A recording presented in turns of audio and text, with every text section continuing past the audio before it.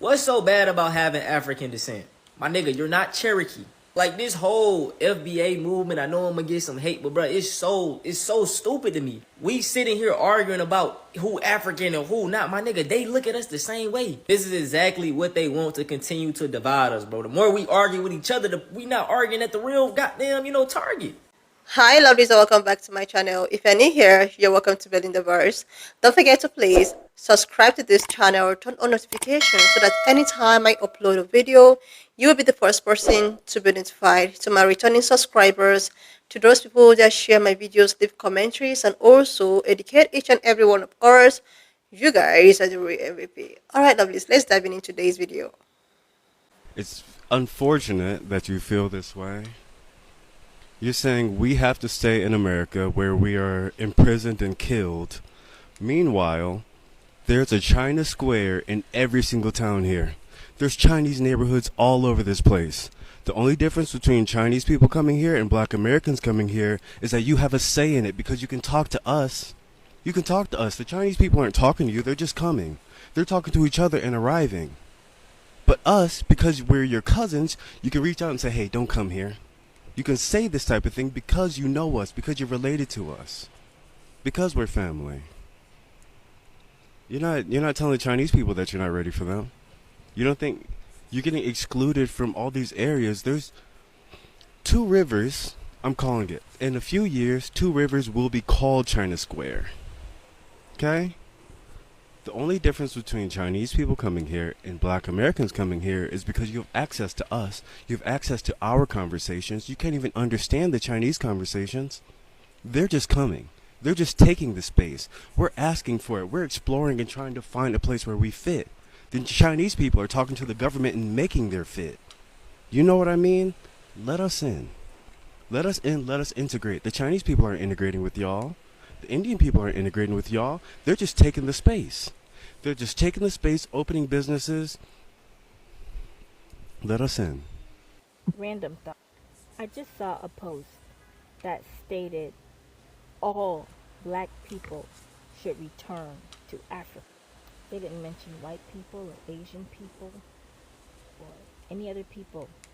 That's why for my African brothers and sisters who were born African Americans, I like them coming home. Because I tell them you're going to experience forgetting that you're Black. Somebody could see WB and think he's fuller. A lot of Black Americans who go back home have that reaction because if you walk out the street and you close your mouth, don't say anything, nobody knows you're American. You're just Black. But the moment he says, yo, what's up? Hey, that price went up. Right? So I think identity is just very interesting, but I think it's the origin sin that this country has with our Black bodies. Slavery was the world's biggest natural selection that ever happened. The strongest people were brought over. A lot of people were from West Africa. The weak people did not get selected. Half of them died on the ship. So it's not a surprise that Jamaicans are faster, Americans are bigger and stronger, the Caribbean produce all the athletes. That is natural selection. So, since there's so many of y'all on here talking about go back to Africa, you should go, blah, blah, blah, I decided to ask ChatGPT, Chat, what would happen if all Black Americans left the U.S. and returned to Africa? And one thing ChatGPT do not do is lie, baby. So this is what ChatGPT said. This is food for thought for everybody who's saying go back to Africa. So first, Black Americans make up 14% of the U.S. population and contribute significantly to healthcare, education, sports, entertainment, government. And a sudden departure would create significant labor shortages. That's 1. 2, Black Americans contribute over $1.7 trillion annually to the U.S. economy.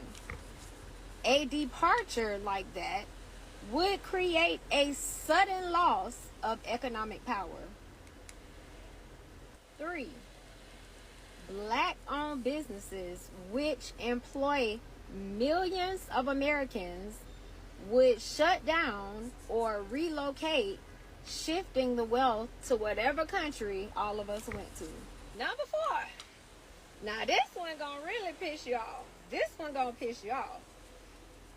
Loss of cultural influence. Black Americans, and I quote, Black Americans have shaped U.S. culture through jazz, hip-hop, and blues, fashion, language, and sports. Their departure would significantly alter America's cultural identity. Here's where it gets good again. A decline in innovation. Blacks foster creativity and innovation. The loss of racial diversity could slow technological advances. See, y'all ancestors ain't tell y'all how sick y'all was. See, y'all before y'all found us, y'all was fighting each other.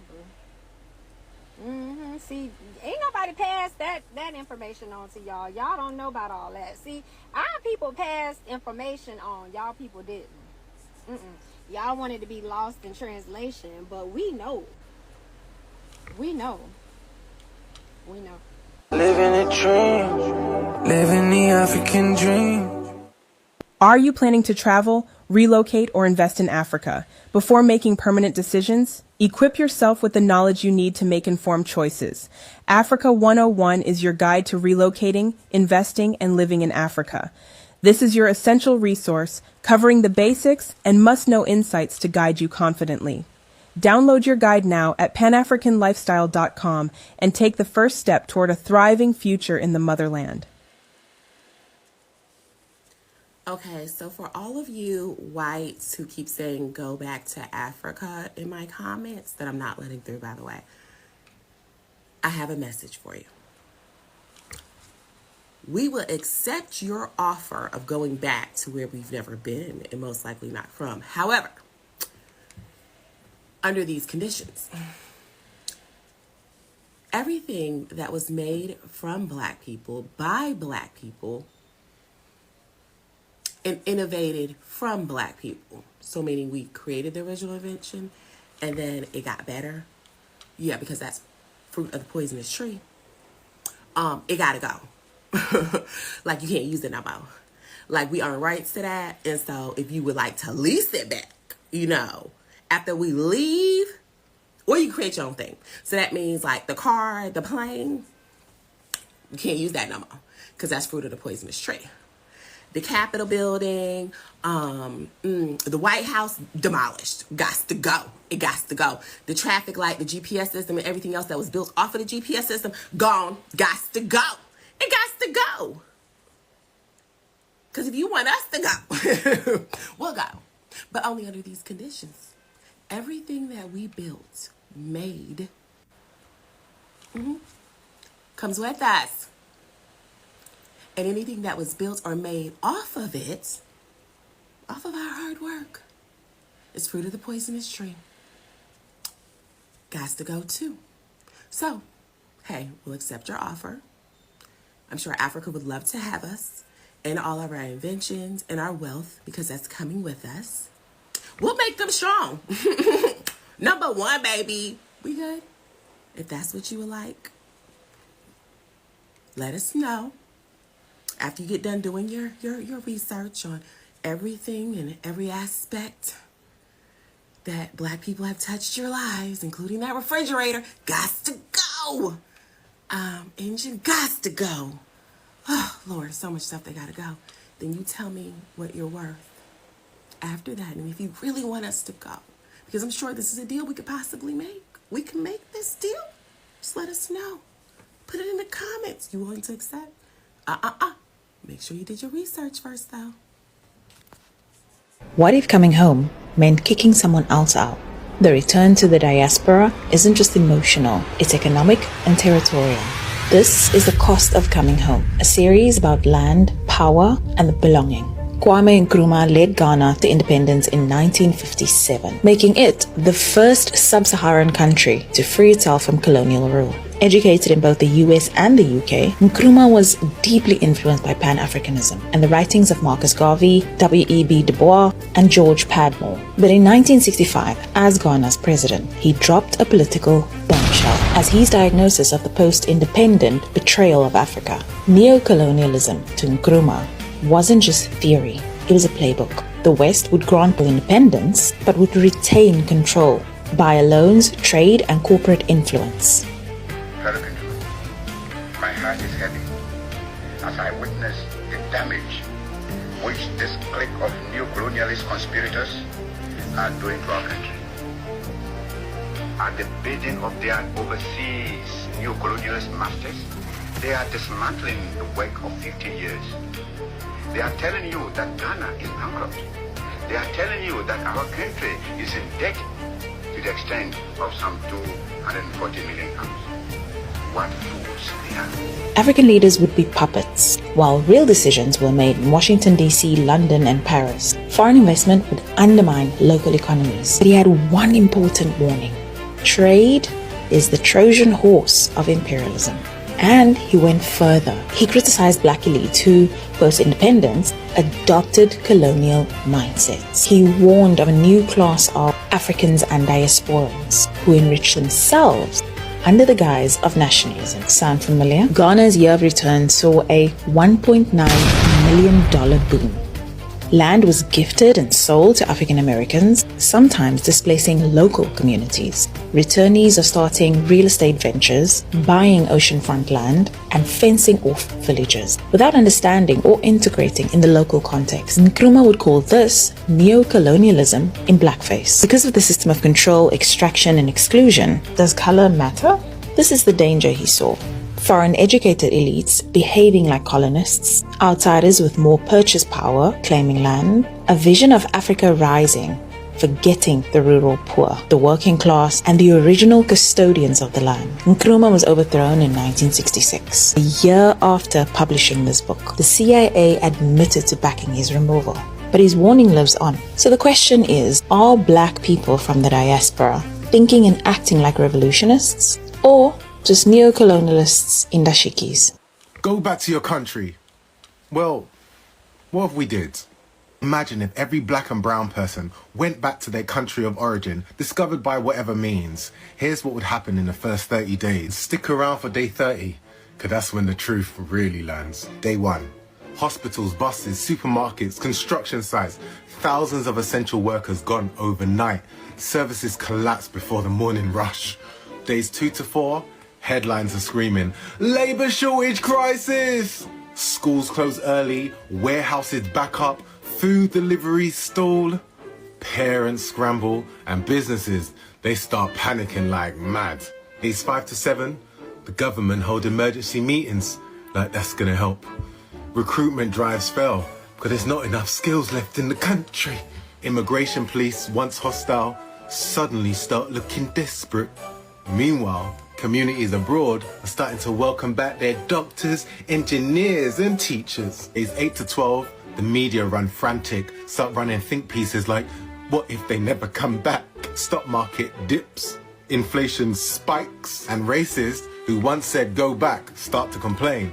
Who's gonna run our trains? Who's gonna clean our hospitals? Like that's all we do.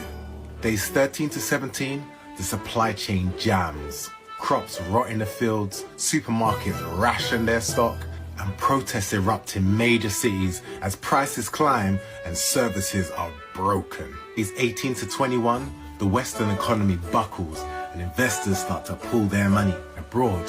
Skilled workers start to build, sparking growth across Africa, Asia, the Caribbean, and Latin America. Reverse brain drain is underway. Days 22 to 25, corporate leaders start admitting the obvious.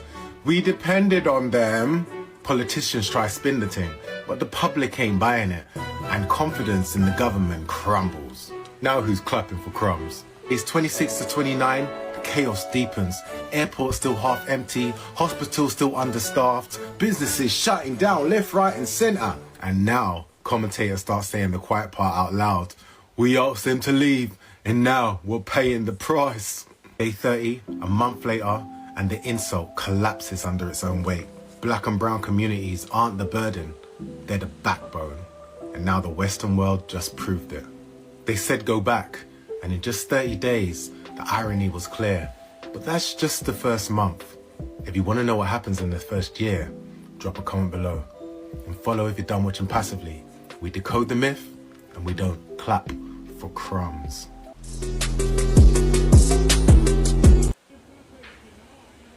Should black people be allowed to return back to Africa?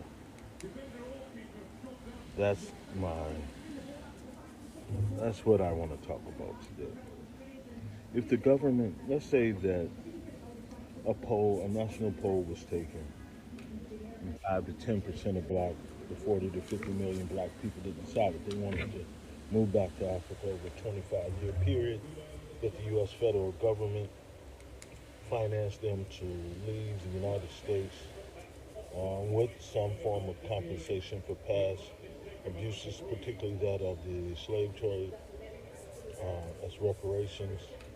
Do you think 5 to 10% of the 50 million black people would want to do that? It's a lot of people, but they brought black people here to the brought black people to the United States, to put them on ships, and brought them to the U.S. And now trying to cover it up. To say they didn't even bring them, even paying black people to say that they're Native Americans after they've erased the history. I just want to know, what do you think about that? You know, I'm living in Burkina Faso. It's not a utopia. It's a developing nation. A lot of black people don't really know what it means to build a nation that is mostly just, dirt and sand into a developing metropolis. If you have a vision, you can do that. We've done it before. Before slavery, we did it. Even after slavery, we did it, but they destroyed all of our communities. They're still lynching black people in the U.S. What's wrong with returning back to Africa? If we can make a deal, everybody knows what happened to black people. It's just money. You can just print it up. They're printing up money now. Another $2 trillion, maybe. Get that. 5 million that want to go. I'll take the leadership effort on that. I see nothing wrong with black people moving back to Africa from the U.S. Since they've already replaced black labor, they brought over 20 million black people. Illegal aliens over to replace black labor, primarily. And since the black wealth in the U.S. will go to zero by the year 2053, in 25, 30 years, why not have a 30-year plan for black people to leave with compensation, where they can start their lives over in the same place that their ancestors were taken from? Who would it be against that? I know a lot of people are going to be against that. We love the abuse that I understand. We don't know no better, so I ain't going to blame us. I don't know how much I can blame black people from a lot of things that we do. We are human beings. We have sensitive issues. We have a right to make a lot of mistakes, particularly what is happening to us. But I believe that Africa is going to be powerful in the next 25 years. You want to be a part of that, then you should be allowed to go with compensation. No, not without compensation, no, with compensation. I just saw that they lynched another black man in Mississippi, Delta. When I was fighting lynchings in Delaware, I got very little support. People went mute. I was shocked. I thought people would be outraged. But Obama was the president, so who cared? Nobody really cared. We got our first black president. How about going back to Africa? Let me know what you think. What is so bad about having African descent? Why is that such an insult now? Why have we reached a point where saying you are African makes some people defensive, like just called them broke or uneducated? It's insane to me because the last time I checked, the majority of black Americans, no matter how far back you trace the family tree, came from the same damn continent that gave the world civilization, mathematics, music, rhythm, spirituality, and resiliency. So how did we go from being proud descendant of Africa to people trying to prove that we are something else entirely? Every time I scroll through social media, I see people arguing, I'm not Africa, I'm FBA, I'm indigenous, I'm Cherokee, or worse. Those Africans sold us, and it's like, bro, what are we doing? Who planted this seed of separation? Who benefits when we divide ourselves based on imaginary borders that didn't even exist 500 years ago? You see, when someone says I'm Africa, what they are really saying, even if they don't realize it, is I don't want to be associated with that identity because it's being painted as inferior. That is the root of it. It's not history, it's conditioning. It's the residue of colonization that tells you Africa is poor, dirty, chaotic, and that your distance from it is your bandage of elevation. But here's the irony: if every rhythm is in your soul, every word in your slang, every beat in your music, every bounce in your step, that is Africa. Every fight for liberation, of every demand for equality, every creative explosion that came out of and Black America, all of that is African spirit in recreated in different form. So when people say we are not Africa, it's not just historical inaccurate, it's spiritually disconnected. It's like saying I'm the tree, but I'm not part of the root. Now let's address this FBA movement directly. Foundational Black Americans is, in its purest definition, was supposed to celebrate the unique lineage of Black Americans whose ancestors survived slavery and built the foundation of America. Cool. Nobody is mad at that. Honoring that lineage is powerful and is necessary. But what it has turned into, especially online, is a toxic echo chamber. It's a movement that started as pride and ended up as arrogancy. It turned into people spitting on Africans, Caribbean flocks, and anyone who doesn't fit their narrow definition of us. How did the movement about black empowerment become a weapon against other black people? How did the descendants of slaves who fought their whole lives against labels and exclusion start creating new categories to exclude others? You scroll through X, through TikTok, through Instagram, and you will see the same recycled talking points. Africans don't like us. They sold us, they think they are better than us, and on the other side, Black Americans are lazy. They think they invented struggle, they look down on us, and I'm sitting here like none of you all are the enemy. You are the mirrors of each other, fighting reflections. That is what is crazy, because the same system that stripped Africans of their land and language is the same one that stripped Black Americans of their history and connections. The same colonizers that forced Africans to hate themselves is the same one that taught you to think Africa is something to be ashamed of. And that is why this whole not Africa argument feels like a psychological warfare. It's the perfect distraction because the more you argue with each other, the less you focus on the real game. The economic domination, the political manipulation, and the cultural disconnection that keeps both sides weak. And the truth is, Black Americans and Africans actually need each other. Black Americans are the proof of African endurance, the living evidence that you can be stolen from your land and still rise to become cultural architects of the modern world. Africans are the reminder that blackness is not defined by struggle alone, that there is pride, history, and abundance in your origins. You can't erase either side without losing something essential. But the FBA narrative keeps people emotionally addicted to being separate. It makes them feel special by comparison, and that is what division does. It gives people a false sense of superiority to cover up deep insecurity. You will hear someone say, "You are not Africa, you are FBA, we built this country." But that is true. And the people who built America didn't do it by rejecting who they were. They did it because of who they were. Africans in exile, Africans in chains, Africans reborn on foreign soil. You can't celebrate the power of the blues, jazz, hip hop, gospel, and then deny the roots that gave birth to rhythm itself. Africa is not just geography, is memory, is a code in your DNA, and whether you embrace it or not, you will keep showing up in your art, your mannerism, your faith, your struggle, and your joy. Now let's talk about the Cherokee thing. Bro, you are not Cherokee. That is meant needs to rest.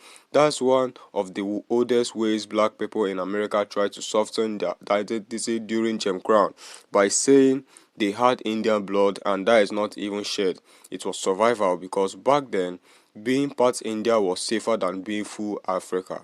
It was a psychological defense against racism. But now people are using this same story as a badge of pride, like it makes them different or better.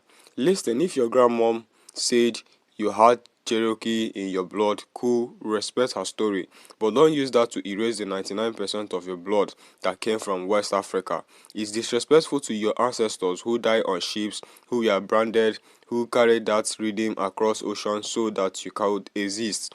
The more we disconnect from Africa, the weaker we get as a global people. And the people who profit off black pen know this. That is why they keep fanning this argument online. That is why you see African versus FBA pages trending, but not black economic alliances or Pan-African investment firm. Because unity doesn't sell, division does. And here's the truth a lot of people don't want to admit. Many FBAs don't actually hate Africans, they hate feeling unacknowledged. They hate that when Africans immigrants to America, they sometimes come with stereotypes like black Americans are lazy or they don't value education. And Africans hate being called Akata or mocked for their accent. So the real issue isn't culture, it's ego. It's trauma meeting trauma, it's pen speaking to pen and either side knowing how to listen. You will never heal if you don't face that mirror. You will never build a collective future if you're too busy proving who suffered more. Because while you are arguing about who is African and who is not, somebody else owns your neighborhood, your entertainment, your resources, your politics, your culture, and your children's mind. You can be FBA and still love Africa. You can be Africa and still love Black America. That is what global black identity should mean. Multi-simplicity, not division. It means understanding that the diaspora isn't a heritage, it's a circle, a broken one that only heals where we close the gap. So what is so bad about having African descent? Nothing. Everything bad you think you know about it was taught to you by the same system that profits from your separation. The real enemy was never across the Atlantic. It was never in Nigeria or Ghana or Jamaica or South Carolina. The real enemy was the ideology that convinced you that you are alone, that your story started on a plantation, not a continent. And until that spell is broken, we keep arguing on the wrong battlefield with each other instead of the system that built the cages. And if you have watched up to this extent, thank you so much for all the love and support. Don't forget to please leave me your own thought in the comment section of what you think of this video. And please do not forget that we do not support any form of bullying and harassment. Alright, lovely. See you when I upload the next video.